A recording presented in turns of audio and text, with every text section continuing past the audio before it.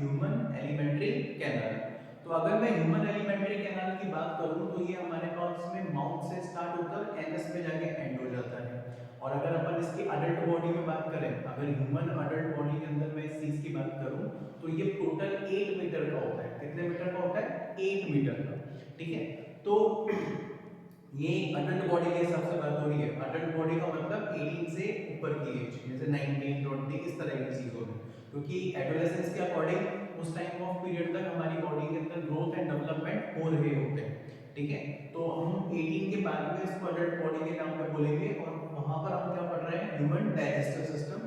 तो ये human digestive system जो कंप्लीट है वो 8 मीटर का होता है। ठीक है, सबसे पहले जो स्टार्टिंग होती है जिसमें हम लोग 5 स्टेप पढ़ते हैं कि एक्चुअल में फूड जो पार्टिकल है जब हम उसको कंज्यूम करेंगे तो उसको किस किस प्रोसेस से निकलना होगा। तो वो 5 तरह की प्रोसेस होती है, जिसमें सबसे पहले होता है हमारे पास में इंजेशन। क्या होता है? इंजेशन। इंजेशन का मतलब होता है कि आप फूड वैक्यूल को, खाने के निवाले को आप अपने मुंह में लेके जाएंगे, वहां पर चबाने का काम करेंगे। ठीक है, वहां पे टॉन्ग होगी जो आपको टेस्ट के बारे में बताएगी, वहां पर सलाइवा होगा, सैलिवरी ग्लैंड से निकलने वाला जो सलाइवा है उसका भी अपन रोल पढ़ेंगे। तो ये जो फर्स्ट स्टेप होती है उसको अपन बोलते हैं इंजेशन। क्या बोलते हैं? इंजेशन। फिर जो दूसरी प्रोसेस होती है हमारे पास में वो होती है डाइजेशन। क्या होती है? डाइजेशन।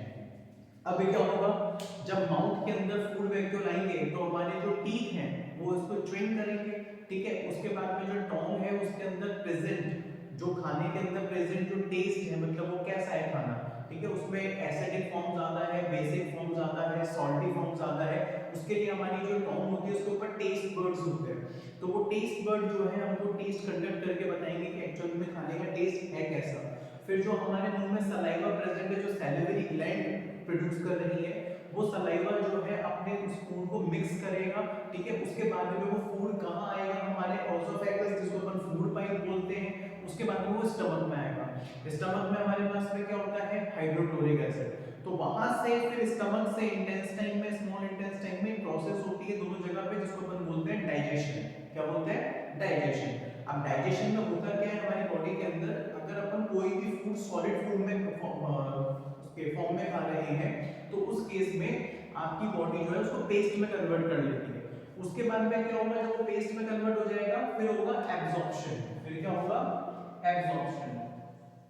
और ये जो एब्जॉर्प्शन की जो प्रोसेस है ये आपकी होता है कहां पर? स्मॉल इंटेस्टाइन में। कहां होता है? स्मॉल इंटेस्टाइन में। स्मॉल इंटेस्टाइन में भी हमारे पास में 3 तरीके के पार्ट होते हैं। ठीक है, उसमें होता है हमारे पास में रोटोंडम, जुजोनम और ईलम। तो ये जो तीनों पार्ट है ये भी मैं आपको एक्सप्लेन करूंगा इनके क्या क्या रोल है। ठीक है, लेकिन जो प्रोसेस होगी वो कहां होगी? एब्जॉर्प्शन में। वहां पर क्या है कि एक फिंगर लाइक प्रोजेक्शन होता है जिसको अपन बोलते हैं विलाय। ठीक है, ये फिंगर लाइक प्रोजेक्शन मिलियंस के फॉर्म में वहां प्रेजेंट होता है। जैसे ही फूड का जो पेस्टिक फॉर्म है वहां पहुंचता है, वहां से ये एब्जॉर्प्शन करना स्टार्ट करता है और वहां पर ये ब्लड वेसल के साथ में कनेक्ट होता है। ब्लड वेसल जैसे अपनी आर्टरी और वेन, ठीक है, वहां पे ये कनेक्ट होता है और एब्जॉर्ब करने के बाद में ब्लड के अंदर उस चीज को मिक्स करके और उसके साथ में बॉडी में कहां रोटेट करने के लिए, कहां सर्कुलेशन करने के लिए भेज देता है? ब्लड के साथ। उसके बाद में जब ब्लड के पास में जब वो न्यूट्रिशंस आ जाते हैं जो स्मॉल इंटेस्टाइन के अंदर आकर एब्जॉर्ब हुए थे आफ्टर डाइजेशन, तो एब्जॉर्ब होना जो फूड है, जो न्यूट्रिएंट्स है, वो करेंगे एसिमिलेशन। क्या करेंगे? एसिमिलेशन। ठीक है, मतलब जितने जो सेल्स हैं, जो टिश्यूज हैं, जो ऑर्गन हैं जिनकी रिक्वायरमेंट है फूड की, वहां तक ये पहुंचना क्या कर देंगे? स्टार्ट। उसके बाद में हमारी बॉडी जो है जब उसके सेल्स इस एनर्जी को एब्जॉर्ब कर लेंगे, इस एनर्जी को कंज्यूम कर लेंगे, यूटिलाइज कर लेंगे, तब ये जो सेल्स हैं एक वेस्टेज रिलीज करेंगे।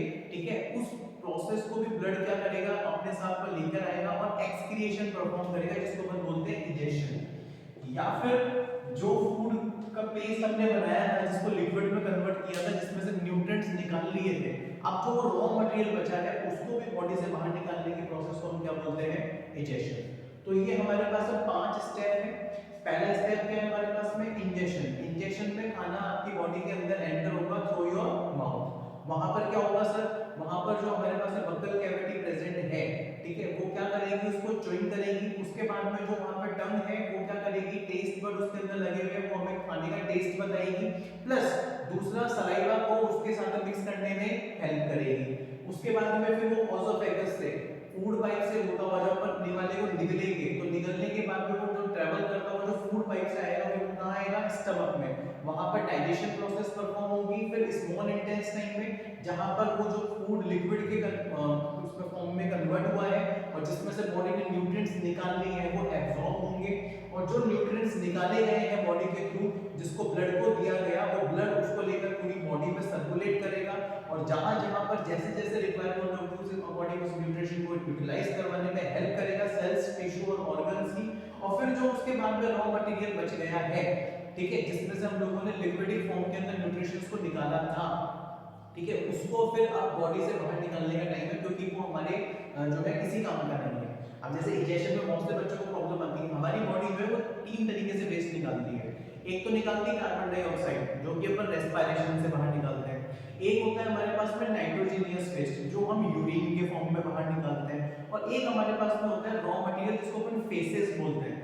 जैसे आपने गन्ने का जूस पिया होगा तो आपने देखा होगा कि गन्ने को जो है गन्ने की मशीन में जब डाला जाता है तो उस गन्ने में से रस निकलता है, उस रस को एक पर्टिकुलर अलग जार में किसी भी चीज के अंदर जो है वो लोग सेव कर लेते हैं जिसको हम कंज्यूम करने वाले हैं। और जिस गन्ने को हम लोगों ने मशीन में डाला था जिसमें से रस निकला था, अब वो 3 या 4 स्टेप जब उसको बार बार डालेंगे हम लोग उसके बाद में वो कोई काम का नहीं रहता, तो उसको ठीक वैसे ही हमारी बॉडी के अंदर जो हम कंज्यूम कर रहे हैं सॉलिड जो फूड हम लोग खा रहे हैं जैसे चपाती वगैरह सब चीजें हम कंज्यूम करते हैं तो बॉडी उसका पेस्ट बनाती है, उसमें से न्यूट्रिएंट्स को लिक्विडिक फॉर्म में निकालती है, उसके बाद में एब्जॉर्ब करती है, जो बचा हुआ रॉ मटेरियल है उसको बाहर भेज देती है। तो उस प्रोसेस को भी हम लोग क्या बोलते हैं, इजेक्शन। इसमें आप एक्सक्रीशन को भी काउंट कर सकते हैं। तो पहली बात तो ये 5 स्टेप्स बहुत ज्यादा इंपॉर्टेंट है, ठीक है। जब हम लोग हेटेरोट्रॉफिक न्यूट्रिशन की बात कर रहे हैं जिसमें एनिमल्स या ऐसी चीजें जो अदर जो भी अपने पास है ये ग्रीन प्लांट्स के बनाए हुए फूड के ऊपर डिपेंड है, तो हम लोग भी डिपेंड है, तो हमारी तरह ही ये चीजें फॉलो करता है अमीबा जो कि एक माइक्रो ऑर्गेनिज्म है, वो यूनिसेलुलर माइक्रो ऑर्गेनिज्म है। हमारी बॉडी मल्टी सेलुलर है और अमीबा किसका एग्जांपल है बेटा हमारे पास में, यूनिसेलुलर का। अब यूनिसेलुलर ऑर्गेनिज्म कौन होते हैं, मल्टी सेलुलर ऑर्गेनिज्म कौन होते हैं। यूनिसेलुलर में हमारे पास में जो वर्ड है वो कुछ इस तरीके से लिखा हुआ है, ठीक है। अगर हम बात करें यूनिसेलुलर की तो ये हमारे पास में जैसे यूनिसेलुलर लिखा हुआ है, यहाँ पर जो यूनि होता है इसका मतलब होता है सिंगल। क्या मतलब होता है, सिंगल, मतलब जो एक ही सेल से मिलके बना हो। यूनि का मतलब यहाँ पर क्या है, एक, और सेलुलर स्ट्रक्चर मतलब जो जिसके अंदर हम लोग सेल्स की, लिविंग सेल्स की बात कर रहे हैं, ठीक है। तो यूनिसेलुलर का मतलब है कि ऐसी बॉडी जो एक सिंगल सेल से पूरी बॉडी मिलके बनी हुई है। उसमें हमारे ग्रुप में जो एग्जांपल लिया है वो किसका लिया है हमारे पास में, अमीबा का। किसका एग्जांपल लिया है, अमीबा का, ठीक है। और अमीबा की कोई फिक्स शेप और साइज नहीं होती, तो वो काम कैसे करता है, जैसे मान लीजिए कि ये मैंने अमीबा ड्रॉ कर दिया, लेट अस सपोज, ठीक है, क्योंकि मैंने आपको बताया उसकी फिक्स शेप एंड साइज भी होगी, और जब हम लोग माइक्रोस्कोप से देखते हैं तो देखने में हमको जो अमीबा है वो कुछ इस तरह से लगता है। अब लेट अस सपोज कि यहाँ पर कोई फूड पार्टिकल है, क्या है, फूड पार्टिकल। तो जैसे ही इसको पता लगेगा कि इसके सराउंडिंग में कोई फूड पार्टिकल है जिसको कंज्यूम करने से इसकी न्यूट्रिशन वैल्यू बढ़ जाएगी, तो ये जो हम इसके फिजिकल एक प्रोजेक्शन देख रहे हैं जिसको सूडोपोडिया बोलते हैं, क्या बोलते हैं, सूडोपोडिया।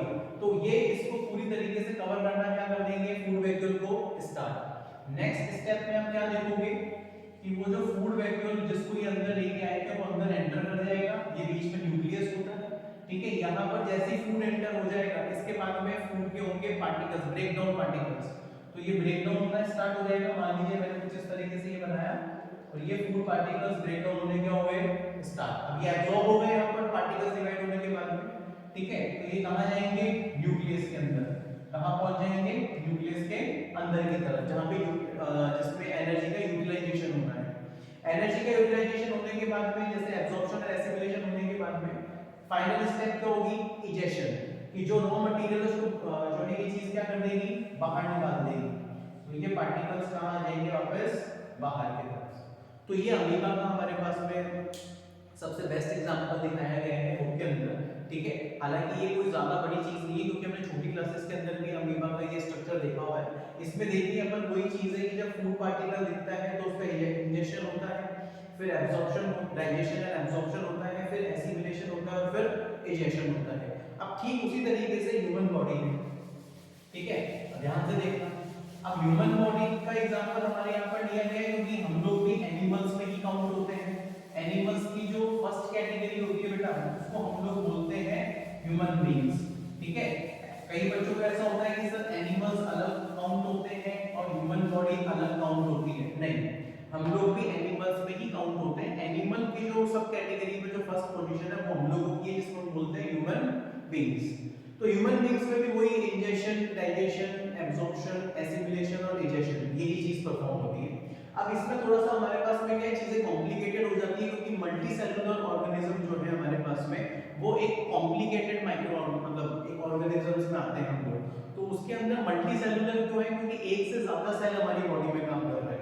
अप्रॉक्स आप ही मान के चलिए 1 ट्रिलियन से ज्यादा सेल्स है हमारी बॉडी में जो सिंगल भी काम कर रहे हैं। ठीक है, उसके अलावा उन्होंने टिश्यू का फॉर्म भी बना रखा है और ऑर्गन का फॉर्म भी बना रखा है। तो हमारी बॉडी जो है कॉम्प्लिकेटेड फॉर्मेशन में जिसको कॉम्प्लेक्स ऑर्गेनिजम्स भी कहा जाता है। तो वहां पर हमारे पास में जो सबसे पहली स्टेप होती है इंजेक्शन की, वहां पर कौन होता है? माउथ। कौन होता है बेटा? माउथ। ठीक है, अब जो जो चीजें हमारे माउथ में प्रेजेंट है, जहां पे भी मैं बात करूंगा फूड जहां जहां से निकलेगा पहले उसको हम साइड में लिख लेंगे। ठीक है, तो माउथ के अंदर हमारे पास में कौन कौन होते हैं? पहले तो टीथ होता है जिसको अपन बक्कल कैविटी बोलते हैं। क्या बोलते हैं? Buccal cavity. तो ये हमारे पास में टीथ प्रेजेंट है। टीथ का काम क्या है सर? च्युइंग करने का काम है सर। क्या करने का काम है? च्युइंग करने का, चबाने का काम है। ठीक है, उसके अलावा हमारे पास में होती है टंग। क्या होती है? टंग। टंग का क्या काम है? एक तो टेस्ट बड है उसके अंदर जिससे हमको टेस्ट का पता लगता है। दूसरा वो मिक्सिंग का काम करती है। किसका काम करती है? मिक्सिंग का। मिक्सिंग किसका? जो खाना हम चबा रहे हैं उनके अंदर और जो दांत उसको धीरे धीरे छोटे छोटे पार्टिकल से ब्रेक डाउन कर रहे हैं उनको सलाइवा के साथ मिक्स करवाने का काम किसका होता है? टंग का। फिर जो तीसरी चीज हमारे पास में होती है माउथ में जो आगे जुड़ती है वो है सैलिवरी ग्लैंड। क्या नाम है? Salivary gland. अब सैलिवरी ग्लैंड क्या करती है? सलाइवा रिलीज करती है। इस सलाइवा के अंदर हमारे पास एक एंजाइम होता है। अब एंजाइम क्या होता है सर? एंजाइम वो चीज है जो खाने के अंदर प्रेजेंट न्यूट्रिएंट्स को बाहर निकालना स्टार्ट करेगा, उसको ब्रेक डाउन करेगा ताकि हमारी बॉडी उसको इजीली एब्जॉर्ब कर सके।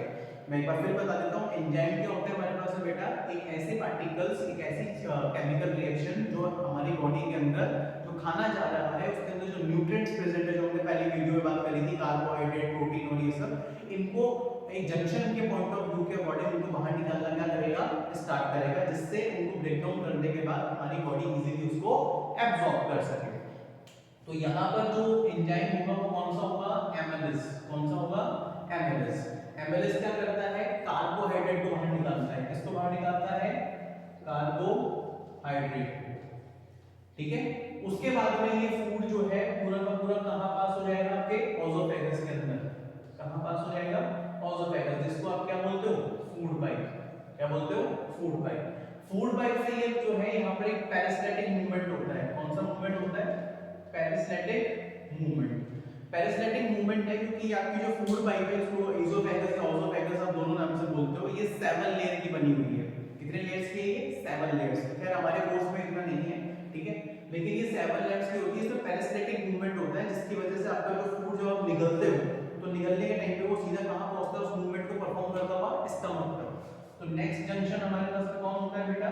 स्टमक। ठीक है, स्टमक में क्या क्या है? Gastric gland. सबसे पहली चीज स्टमक में क्या मिलेगी आपको? गैस्ट्रिक ग्लैंड, जिसका काम क्या है? क्या सीक्रेट करके रखती है ये? Hydrochloric acid. ठीक है, कौन सा एसिड? Hydrochloric acid. ये फूड को एसिडिक मीडियम में कन्वर्ट कर देगा जिसकी वजह से यहाँ पर एक एंजाइम रिलीज होता है जिसको अपन बोलते हैं पेप्सिन। क्या बोलते हैं बेटा? पेप्सिन।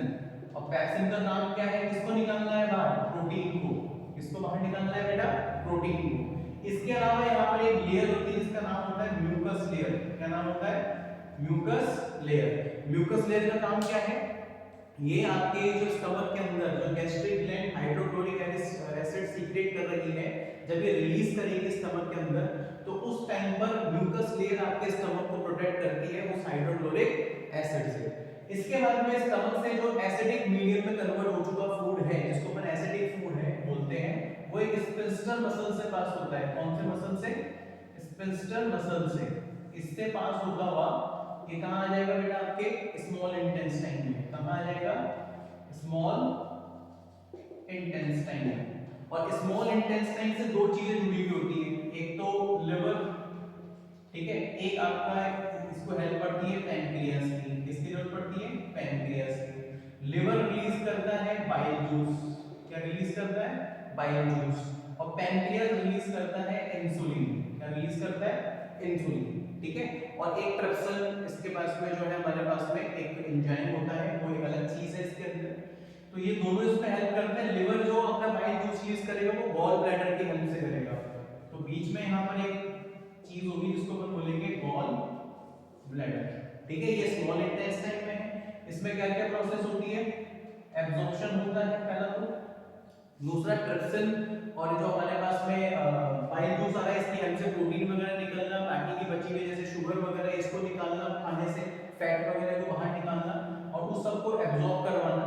फिर यहाँ पर क्या प्रेजेंट होती है, विलाइस, जो कि एब्जॉर्प्शन प्रोसेस परफॉर्म कर रही है। और ये किसके साथ में कनेक्टेड होती है, आपकी ब्लड वेसल्स के साथ। किसके साथ में कनेक्ट होती है, ब्लड वेसल्स के साथ। फिर उसके बाद में जो रॉ मटेरियल वो कहां चला जाता है, लार्ज इंटेस्टाइन में। कहां चला जाता है बेटा, लार्ज इंटेस्टाइन में। अब लार्ज इंटेस्टाइन ये देखती है कि जो स्मॉल इंटेस्टाइन है वर्क परफॉर्म करते वक्त जो मटेरियल आगे भेज दिया है जो अपने काम का नहीं है, जिसको इजेशन प्रोसेस के थ्रू बाहर निकालना है, उसमें अगर कुछ अमाउंट के अंदर वाटर रह गया है या कुछ अमाउंट के अंदर न्यूट्रिशन बाकी रह गए तो उसको वापस रीअब्सॉर्ब करती है। क्या करती है, रीअब्सॉर्ब।